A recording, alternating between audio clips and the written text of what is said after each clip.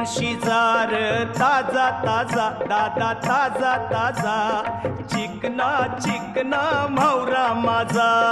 घेऊन शिजार ताजा ताजा दादा ताजा ताजा चिकना चिकना म्हावरा माझा घेऊन शिजार ताजा ताजा दादा ताजा ताजा चिकना चिकना म्हावरा माझा घेऊन शिकार ताजा ताजा दादा ताजा ताजा चिकना चिकना म्हावरा माझा